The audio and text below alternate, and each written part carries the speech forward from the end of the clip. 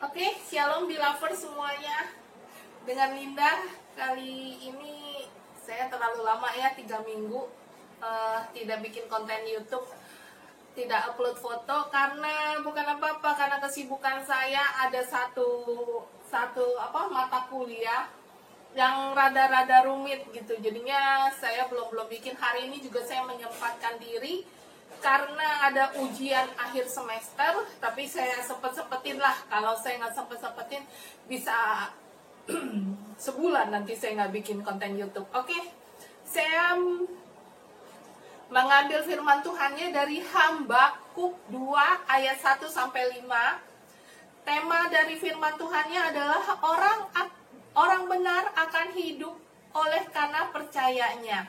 Tapi saya mengambil temanya adalah berpegang pada Tuhan apapun keadaannya. Itu tema dari saya ya. Oke, saya bacakan firman Tuhannya terlebih dahulu. Aku mau berdiri di tempat pengintaianku dan berdiri tegak di menara. Aku mau meninjau dan menantikan apa yang difirmankannya kepadaku dan apa yang akan dijawabnya atas pengaduanku. Lalu Tuhan menjawab aku, demikian, tuliskanlah penglihatan itu, dan ukirlah itu pada loh-loh, supaya orang sambil lalu dapat membacanya. Sebab penglihatan itu masih menanti saatnya, tetapi ia bersegera menuju kesudahan dengan tidak menipu. Apabila berlambat-lambat, nantikanlah itu. Sebab itu sungguh-sungguh akan datang dan tidak akan bertangguh. Bertangguh itu maksudnya tidak dipending ya, tidak dipending lagi gitu. Di ayat keempatnya, sesungguhnya orang yang membusungkan dada tidak lurus hatinya, tetapi orang yang benar akan hidup oleh percayanya. Orang sombong dan berkhianat, dia yang melagak, tetapi ia tidak akan tetap ada. Ia menganggarkan mulutnya seperti dunia orang mati, dan tidak kenyang-kenyang seperti maut, sehingga segala suku bangsa dikumpulkannya, dan segala bangsa dihimpunkannya. Oke, dari ilustrasi Habakuk 2 ini kita lihat ya, latar belakangnya apa sih di ayat 1 ya. Latar belakangnya itu suku Yehuda itu dikuasai oleh bangsa Babel. Di sini penulisnya adalah Habakuk. Dia menceritakan kalau dirinya suka berada di tempat pengintaian dan berjaga-jaga itu untuk menunjukkan sikap berharap. Jadi dia tuh maksudnya dia selalu ada di tempat pengintaian dan dia selalu ada di menara. Seperti itu. Kenapa dia bersikap seperti itu? Selalu berjaga-jaga, selalu mengintai gitu. Dia memiliki sifat yang sabar. Dan Habakuk sikap sabar itu untuk menantikan apa? Untuk menantikan jawaban daripada Tuhan. Untuk setiap doa-doa yang disampaikannya kepada Tuhan. Dan biasanya bangunan menara itu kan terbuat dari, pada zaman dahulu kan batu yang disusun ya kan. Batu yang disusun sampai tinggi sekali. Sampai tinggi, dan tingginya itu benar-benar sampai bisa menjangkau dapat melihat lebih luas gitu.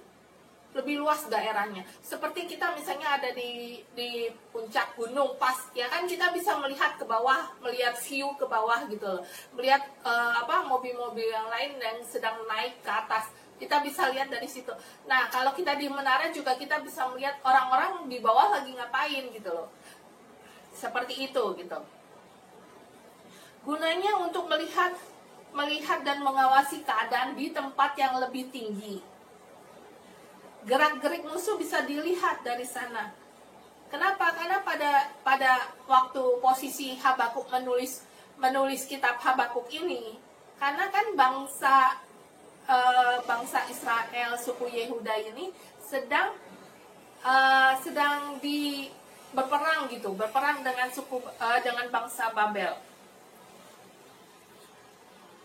Nah, bisa juga menara menjadi tempat di mana seorang hamba Tuhan itu berdoa. Menara itu dianggap sebagai tempat yang tinggi di mana kita menaikkan doa-doa kita kepada Tuhan. Seperti itu. Dan serta kita menanti-nantikan jawaban daripada Tuhan. Ya kan? Nah, posisi pada saat itu sangat terdesak. Atau biasanya sih kalau terdesak itu terjepit ya. Karena disebabkan oleh bangsa Babel. Sehingga mau tidak mau pasti ada pertanyaan yang memerlukan jawaban daripada Tuhan. Berapa lama lagi kejahatan akan menang? Mengapa Babel yang terpilih untuk menghukum orang-orang Yehuda? Kalau pada saat ini kita tahu bahwa COVID-19 telah banyak menghancurkan banyak hal ya, segi-segi kehidupan, segi perekonomian, banyak yang dihancurkan. Bukan di sini aja, maksudnya di dunia gitu, seperti itu. Banyak orang keluarga yang tiba-tiba kehilangan orang-orang tercintanya, seketika begitu saja, ya kan? Atau biasanya itu tanpa pandang bulu ya, pria, wanita, tua, muda, bahkan bayi sekalipun, ya kan? Nggak pandang bulu umur berapa, seperti itu ya kan. Kadang-kadang apakah kita bersanggup gitu, kita sanggup nggak bertahan dalam kondisi yang sekarang ini gitu. Bukan menghadapi virusnya saja ya, dengan ekonomi yang sekarang ini ya kan, yang tiba-tiba menukik turun drastis seperti itu. Berapa lama lagi kita harus tinggal di rumah? Mau usaha apa setelah di PHK? Pasti banyak pertanyaan-pertanyaan yang kita perlu jawaban. Dan jawaban itu sebenarnya sih kita cari kepada Tuhan. Kalau arah positifnya ya, kita cari kepada Tuhan, kita doakan gitu. Kita menanti-nantikan jawaban daripada Tuhan. Nggak mudah, memang nggak mudah gitu loh. Karena seperti begini, misalnya ada orang nih ya, nyogok untuk membuat kejahatan. Misalnya ada orang A gitu, nyogok orang B. Nih, saya kasih kamu uang, jumlahnya 1 juta, gede kan? Nah, dengan uang ini, kamu kerjain dia. Gitu. Misalnya, dia percaya sama kamu kerjain usaha dia. Seperti itu. Orang ini kan berarti, kalau dia nerima uang 1 juta itu, dia kan nggak berpikir panjang. Maksudnya berpikir panjangnya begini, nanti kalau ketahuan gimana ya? Saya dipecat nggak ya? Saya di PHK nggak ya? Hubungan kerjanya bagaimana ya? Seharusnya kan ada pertanyaan-pertanyaan seperti itu sebelum dia mengambil uang. Jangan berpikiran, oh ya sekarang ada uang 1 juta, ya udah saya ambil dulu aja. Yang lain saya nggak pikirin. Mestinya kita pikirin gitu loh, panjang lebar. Maksudnya kita pikirin sampai mendetil. Sampai maksudnya sisi positifnya apa, sisi negatifnya apa. Sisi negatifnya kalau ketahuan kan akhirnya di PHK. Contoh, sebenarnya saya juga kepengen bikin konten YouTube ini ya, karena akun saya kemarin, laptop saya yang sebenarnya dikerjain ya, saya juga nggak tahu gitu. Akhirnya saya berapa hari ngutak-atik, kok Google-nya kan biasanya kan bentuknya kan simpel-simpel aja, ini Google-nya warna-warni gitu loh, warna-warni. Saya mencuek aja, ya udah saya masukin aja ya kan. Ternyata kena ke akun saya yang buat YouTube saya gitu. Untung aja akhirnya ada bantuan dari pihak YouTube ya. Saya kayaknya bantuan dari Google apa pihak YouTube ya. Akhirnya kehapus, saya mesti masukin ulang gitu. Saya nggak ngerti. Awalnya saya nggak ngerti. Saya ngutak-atik terus gitu loh. Kok saya bilang mestinya waktu tonton saya di 20 di berapa sih? 28 jam ya? 28 hari apa 28 jam kayaknya. Itu harusnya udah bertambah, tapi di ininya di selamanya nggak masuk di pokoknya masuknya nggak masuk ke tempat lain gitu. Dan tiba-tiba hilang gitu. Saya juga nggak ngerti gimana caranya, saya juga nggak tahu gitu. Saya juga nggak ngerti, ya udah saya diemin aja gitu. Cuman saya kok punya feeling dari laptop saya gitu. dari laptop saya, karena laptop saya kemarin ada virus dan gitu diinstal ulang kan, saya nggak bisa nginstalnya, akhirnya saya suruh orang, saya panggil orang datang ke rumah. Tapi tadinya saya percaya sama orang ini, tapi dari handphone ini saya nggak percaya ya. Dia bilang saya udah nggak ada kerjaan katanya. Tempat dia kerja tuh udah tutup. Jadi dia ke customernya yang dia percaya aja lewat handphone, lewat apa gitu loh. Ternyata handphone saya kok sampai berkali-kali gitu loh, sampai 3 kali di tangan dia gitu loh. Kok rusak lagi gitu loh. Saya panggil lagi kan, perlu duit lagi. Saya bilang kok nggak beres-beres ya. Akhirnya saya bawa ke tempat lain gitu, saya beresin di tempat lain. Akhirnya beres. Kemarin ternyata ada yang nggak beres lagi gitu loh. Akhirnya saya panggil dia, saya males jalan, saya panggil. Ternyata ada yang dikerjain seperti itu. Padahal tadinya saya pikir ya nanti kalau misalnya ini mau tes, kalau besok-besok COVID udah selesai, saya mau bikin firman Tuhannya di luar gitu ya. Jadi kan saya perlu orang yang bisa ngedit, yang bisa syuting seperti itu. Mungkin 1 orang yang saya mau pakai. Baru saya punya pikiran, saya pakai orang inilah, saya kasihan sama dia, udah saya kenal gitu. Tapi dengan cara kerja dia dalam perkara kecil, saya nggak percaya, apalagi perkara besar ya kan. Wah, saya bilang ini orang nggak bisa saya percaya, seperti itu sih. Jadi kalau kita mau bertindak, lebih baik kita pikirin. Jangan ngelihat uangnya aja gitu loh. Jangan ngelihat posisi uangnya yang diterima tuh berapa dari orang ini. Itu kan uang gede ini cuma sebentar gitu loh. Nggak manjang gitu loh. Nggak manjang, uangnya itu nggak panjang gitu loh. Jadi kalau kita bekerja itu, kita pikirin. Semua kita pikirin, untung ruginya tuh seperti apa.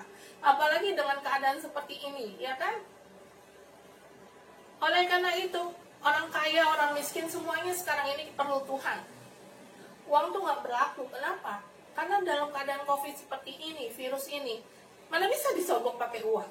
Lu pergi lu, nih kasih uang. Nggak bisa kan seperti itu. Ya kan harus ada pengobatan ya, vaksinnya aja sampai sekarang belum ada. Nggak tahu deh bagaimana kelanjutannya. Terus udah gitu, karena kenapa? Kita nggak sanggup deh. Pokoknya pada saat ini bener-bener kita mengalami perkara-perkara yang besar tuh yang kita nggak sanggup kalau kita jalan sendiri tanpa Tuhan, ya kan? Ini saya ngomongin yang positif ya, kalau yang negatif saya nggak ngomongin. Kalau mau jalan ke dukun atau kemana saya nggak ngomongin dah. Saya nggak ngerti, satu saya nggak ngerti. Cuman saya ada pengalaman lagi gitu. Saya nambah pengalaman. Saya kemarin dikerjain orang di sini. Oh, akhirnya saya keluarin. Oh, bisa ya dia masuk lewat sini. Oh, saya ngerti sekarang gitu. Nambah pengalaman lagi gitu. Jadi dalam hidup ini kalau menurut saya setiap hari itu kita harus banyak belajar. Seperti itu. Misalnya saya gaptek nih, saya nggak ngerti ya mengenai laptop. Kadang-kadang saya ngeliatin YouTube sampai lama gitu ya. Yang mana nih yang cocok nih dengan masalah saya nih? Masalah laptop saya nih, bagaimana nih kurang lebih menanganinya, seperti itu. Jadinya kan lambat lagi saya bikinnya kan, karena renungan harian ini kan nggak mudah bikinnya. Kita kan harus pakai hati juga, pakai otak juga gitu loh. Bikin renungan itu sulitnya di situ. Nggak bisa pakai otak doang tanpa pakai hati, nggak bisa saya gitu. Itu aja saya bisa setengah harian. Ini saya bikin setengah hari. Kemarin saya udah bikin setengah hari itu saya bikin. Saya tulis. Saya nggak masukin ke laptop gitu. Saya lebih baik nulis di kertas. Kenapa? Kalau kita nulis di kertas itu kita nulis satu persatu kata-katanya. Itu jadinya kita sambil menghafal. Seperti itu sih cara saya belajar seperti itu gitu loh. Walaupun pegel nulis, lebih cepet pakai komputer kan, pakai laptop kan lebih cepet gitu loh. Maksudnya kadang-kadang kata-kata ini bisa kita copy paste gitu, tapi enggak lah, saya suka yang manual aja sambil menghafal, seperti itu sih. Kita lanjutkan ya. Dalam hal ini kita lihat ya di ayat 1. Di ayat 1 tadi ada kata-kata menanti. Aku mau meninjau dan menanti apa yang difirmankannya. Menanti itu kenapa sih? Menanti itu merupakan pekerjaan yang sangat-sangat membosankan. Iya kan? Kenapa? Karena kan batas waktunya nggak jelas. Antara harap-harap cemas. tanpa kepastian. Dahulu kan kemarin ini ada pernah ya di TV mengenai harap-harap cemas kalau nggak salah. Lanjut ya.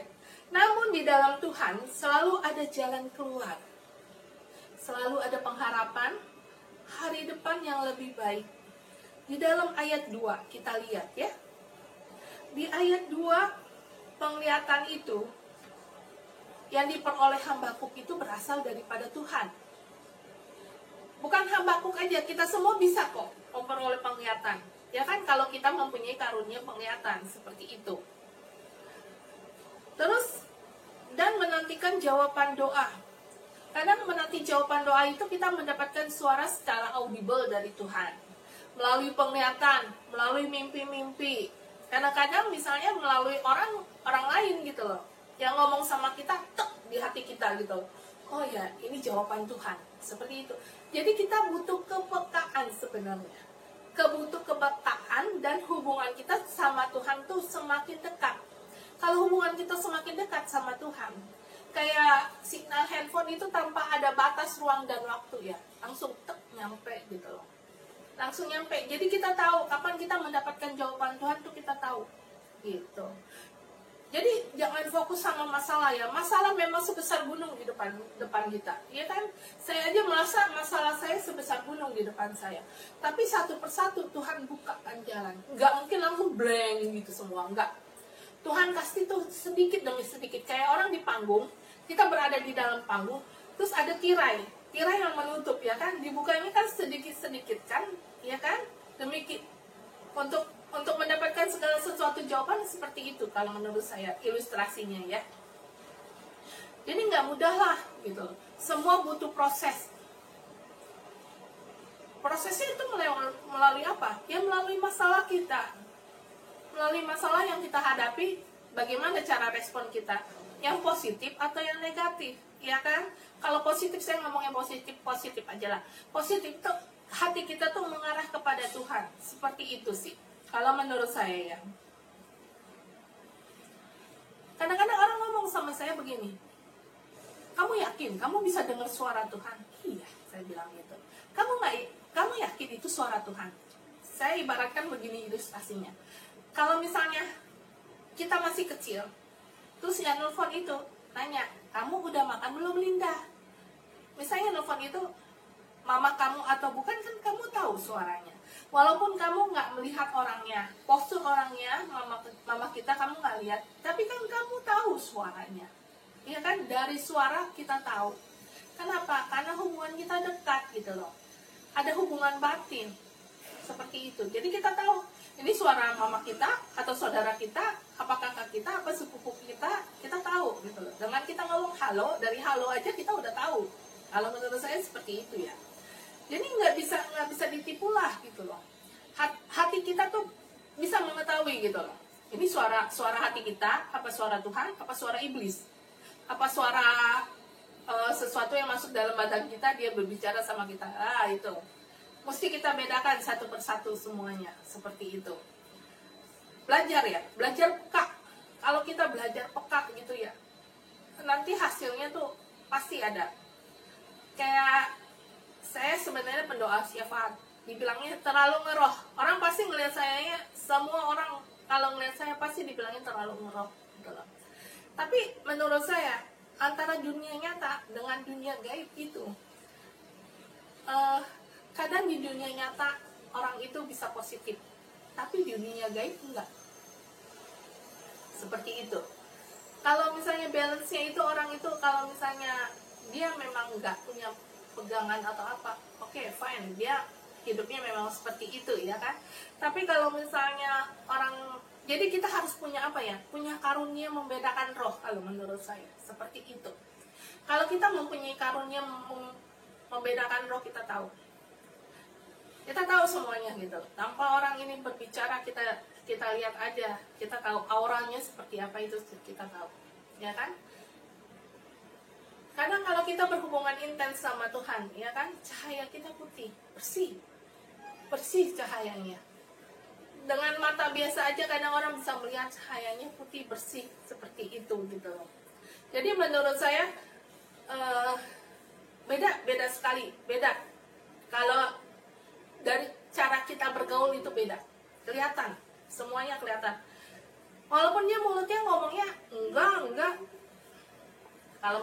kelihatan semuanya. Seperti itu. Nah, kita lanjutkan ya. Kita lanjutkan. Dan biasanya penglihatan itu bisa mirip. Penglihatan itu begini, maksud saya begini.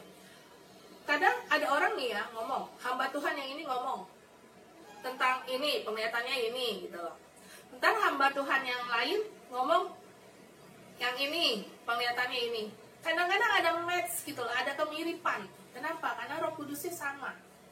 Mereka tidak mengenal satu sama lain, tapi mereka bisa mengartikan maksudnya penglihatan dia atau nubuatan dia tuh hampir mirip. Kalau misalnya ada 2-3 orang yang hampir mirip, itu berarti benar. Kalau menurut saya seperti itu ya. Tapi kalau misalnya dia ngomongnya melenceng sendiri, berarti itu lu buat-buat sendiri. Seperti itu, kalau menurut saya ya. Terus, apakah Tuhan tahu sebenarnya kejahatan negara bangsa Babel ini, ya kan? Kan ada lagu sekolah minggu, tau nggak? Seperti ini. Mata Tuhan melihat apa yang kau perbuat, baik yang baik maupun yang jahat. Oleh sebab itulah jangan berbuat jahat, Tuhan melihat. Seperti itu. Jadi kalau menurut saya, karena tiba-tiba saya ingat lagu ini, makanya saya bilang mata Tuhan melihat di mana-mana, ya kan? Apapun yang kita perbuat, Tuhan pasti tahu, ya kan? Karena Dia adalah Allah yang Maha Tahu, Dia Allah yang Maha Kuasa. Tidak ada dosa yang tersembunyi. Ditutupin seperti apapun di mata Tuhan, itu kelihatan. Hanya Tuhan itu orangnya, maksudnya Dia tuh penyabar gitu loh. Panjang kasih, belas kasihan, seperti itu. Jadi Dia selalu, misalnya ada gembala itu mempunyai 10 domba. Satu dombanya hilang, dia pasti meninggalkan 9 domba yang baik. Dia mencari domba yang tersesat. Seperti itu Tuhan. Kita diibaratkan adalah domba-domba. Ada domba yang baik, ada domba yang tersesat. Dan Tuhan pasti mencari domba yang tersesat. Dia sabar menunggu, Dia sabar menanti untuk supaya kita kembali ke jalan yang benar, ke jalan yang seperti yang Tuhan inginkan buat kita. Seperti itu. Walaupun bangsa Israel, khususnya suku Yehuda pada saat itu mendapatkan hukuman. Hukuman yang dilakukan itu melalui tangan bangsa Babel yang sangat kejam. Namun Babel juga tidak akan luput dari hukuman Tuhan nantinya setelah dia menghukum Yehuda. Sebenarnya bukan menghukum ya. Kalau menurut saya itu, kalau kita sebagai anak-anak Tuhan, kita pasti mengalami sebuah proses. Misalnya kita dihukum gitu. Kayak misalnya kita nyontek gitu di kelas. Guru tahu kita dihukum, misalnya dihukum. Kamu ikut hair lagi ya, kamu ikut ujian lagi ya, sendirian. Nggak bisa nyontek kan. Nah, itu kan menurut kitanya kita dihukum. Padahal menurut guru itu, dia mendidik kita supaya kita belajar lebih pintar. Ya kan beda, versinya tuh beda, penangkapannya tuh beda gitu. Demikian juga dengan Tuhan. Kalau kita nakal, kita berbuat jahat, Tuhan tuh selalu sabar. Dikasih hukuman, dikasih gitu. Tapi itu semua untuk memproses kita supaya kita karakter kita berubah gitu loh, sesuai dengan kehendak Tuhan. Karena ikut Tuhan tuh nggak ada yang instan kalau menurut saya. Semua butuh proses. Tapi enak kok ikut Tuhan. Kalau menurut saya enak ya, nyaman ikut Tuhan. Walaupun kemarin banyak masalah dalam hidup saya ya, saya merasa saya enak ikut Tuhan, saya nyaman ikut Tuhan. Kenapa? Karena di dalam Tuhan itu banyak sekali karunia. Di dalam Tuhan itu kita ikut, pasti ada jalan keluar. Kalau buat saya begitu ya. Nggak mungkin nggak ada jalan keluar. Pasti Tuhan kasih jalan keluar. Tapi kadang-kadang nggak instan. Butuh proses. Kadang kita doa sekarang, dijawabnya 5 tahun lagi. Oh ini jawabannya. Gitu. Kadang saya begitu. Oh ini ya jawabannya. Seperti ini. Lah, kalau gitu kan kenapa waktu itu saya nggak kepikiran? Ya itulah otak manusia, pikiran manusia, hati manusia. Nggak seluas samudra. Seperti itu sih. Makanya Nabi Tuhan dalam hal ini Habakuk selalu bisa melihat, memperhatikan, dan menanti datangnya pencerahan. Tuhan pun akan bicara kepada Habakuk. Suatu kepastian tiba. Orang benar akan hidup oleh iman. Kebenaran itu suatu tindakan, bergantung kepada Allah di setiap kehidupan. Jadi kita hidup itu harus banyak bergantung pada Tuhan ya. Harus benar-benar berserah gitu sama Tuhan. Berserah itu seperti begini. Misalnya posisi kita sedang sakit, ya kan? Posisi dengan kita sedang sakit. Dan diagnosa dokter misalnya hidup kita tinggal sekian bulan lagi, ya kan? Kita kan benar-benar udah pasrah banget gitu sama Tuhan. Seperti itu gitu loh. Maksudnya pasrah kita itu kepada Tuhan itu seperti itu. Berserah diri kita tuh kepada Tuhan seakan-akan hidup kita tinggal sebentar lagi dan kita perlu Tuhan. Kita perlu menantikan namanya tangan Tuhan memegang kita. Mujizat Tuhan bekerja dalam hidup kita. Amin. Seperti itu sih. Kalau menurut saya seperti itu. Ya kan? Ayat 3. Penglihatan itu tidak langsung terjadi pada saat itu. Pada saat kita bicara langsung terjadi. Enggak seperti itu. Enggak seperti kita makan cabai pedas langsung pedas gitu. Enggak seperti itu. Kadang penglihatan itu bisa terjadi 2 bulan lagi, bahkan 1 tahun lagi. Kapan waktunya kita nggak tahu. Seperti itu. Tapi kalau memang itu penglihatan dari Tuhan, pasti saatnya akan tiba. Pasti akan terjadi. Penyelesaian terjadi untuk masalah Habakuk akan datang di masa depan, pada saat yang ditetapkan Allah. Oke, kejahatan di dunia akan sampai pada titik akhir. Umat Allah yang setia harus menanti saatnya sekalipun tampaknya begitu lama. Seperti Habakuk, kita menantikan campur tangan Tuhan pada akhir-akhir ini, iya kan? Kristus akan mengangkat orang benar dari bumi dan membinasakan segala kejahatan. Itu janji Tuhan pada akhir zaman ya, ada pengangkatan. Pada ayat keempat, orang benar hidup karena percaya. Hati orang benar terarah kepada Tuhan. Dan mereka, kita semua nih, mereka itu kita semua akan menjadi anak-anaknya, bersekutu erat dengan Allah selama-lamanya, amin. Dan menanti kehendak Dia, menantikan janji-janji Allah. Hidup dengan iman kepada Allah, percaya sungguh-sungguh kepada Allah, bahwa cara Allah pasti benar. Allah setia sebagai pribadi Tuhan dan Juru Selamat, dan kita tetap berpegang teguh pada semua janji-janjinya, ketetapan-ketetapannya, mengikuti segala jalan-jalan yang telah Allah tetapkan bagi hidup kita.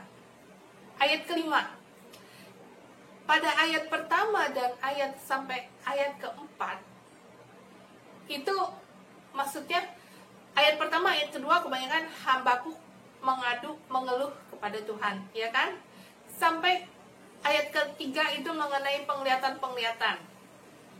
Nah, di ayat keempat itu cara hidup orang benar seperti apa? Di ayat kelima itu adalah jawaban Tuhan terhadap doa-doanya Habakuk. Ya kan? Berhasil. Oh ye.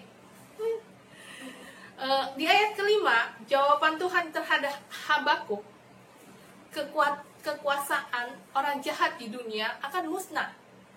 Dan semua orang jahat akan dibinasakan. Dan orang benar akan dikumpulkan dan dihimpunkan dari segala bangsa, dari segala suku bangsa dan bahasa. Oke, renungan firman Tuhannya telah selesai pada saat ini. Mari kita berdoa. Ya Allah, ya Tuhanku, taruh dalam hati hamba apa yang hamba ingin doakan. Tadi terputus dan akhirnya sekarang saya sambungkan lagi bagian terakhirnya. Ternyata masih sama ibu ini dan anak yang di bawah, balita di bawah 6 tahun. Anaknya sedang sakit panas. Oh, dia udah sering berobat ke dokter kemana-mana, tapi panasnya tidak pernah turun. Ibu jangan banyak khawatir, ibu jangan banyak cemas, ibu banyak bergantung kepada Tuhan. Kadang ada penyakit yang bisa disembuhkan sama dokter, kadang cuma didoakan saja. Doa sendiri aja Bu, nggak usah pakai yang lain-lain, bisa sembuh gitu. Taruh tangan kanan Ibu di dada, ya. Saya bantu doa. Ibu dengarkan doa saya dan Ibu mengucapkannya seperti itu, oke? Di dalam nama Tuhan Yesus hamba berdoa. Ibu yang sedang menaruh tangan kanannya di dada, anaknya sedang sakit. Pada saat ini ya Tuhan, hamba berdoa Tuhan Yesus, ada shalom dalam hati ibu ini. Seluruh kecemasan, ketakutan, kekhawatirannya hamba taruh di salib Yesus. Ya Allah ya Tuhanku, hamba percaya Bapa, mujizat-Mu nyata dari dahulu, sekarang sampai selama-lamanya. Dan hamba percaya ya Tuhan. Bu, katakan Bu, taruh tangan kanan Ibu di dada anak Ibu. Ibu sebut nama anak Ibu, anak perempuan Ibu. Ya Allah ya Tuhanku, hamba berdoa Tuhan Yesus, berilah kesembuhan untuk anak ini. Tubuh, jiwa, rohnya milik Tuhan Yesus. Aliran darahnya milik Tuhan Yesus. Namanya milik Tuhan Yesus.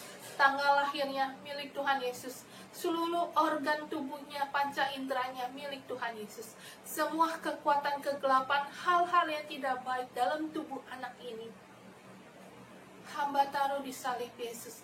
Hamba batalkan semuanya di dalam nama Tuhan Yesus. Roh kematiannya hamba cabut, hamba taruh di salib Yesus. Hamba batalkan di dalam nama Tuhan Yesus. Semua kekuatan Allah ada dalam diri anak ini. Terima kasih Tuhan Yesus. Hamba alaskan semua doa hamba di dalam nama Tuhan Yesus. Ada kekuatan Allah, ada kuasa Allah di dalam semua pernyataan Allah di dalam anak ini. Terima kasih Tuhan Yesus. Haleluya. Amin. Terima kasih para beloved. Jangan lupa like, komen, share, subscribe, dan bunyikan loncengnya. Shalom. Makasih.